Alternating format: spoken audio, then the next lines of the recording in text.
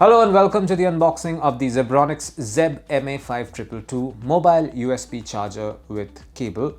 There's an image of the USB charger right on top. This comes with a micro USB charging cable as well. This is compatible with mobile tablet, almost all mobile tablet, and this is a 5-volt adapter as well. This also comes with dual input. We will obviously take a closer look. I will open this box and show you what's inside.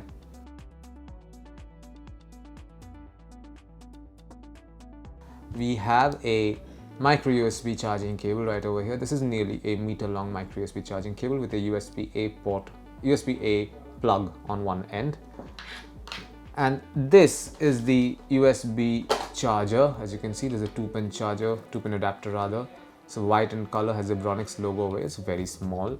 And there's a 5-volt adapter as I mentioned earlier. And on this end, you have 2 USB-A ports. So this is a dual USB port. So this is a dual USB charger, as you can see. And this is it. This is what you will find inside the box containing the ZEBRONICS ZEB MA5222 mobile USB charger with cable. Thank you for watching.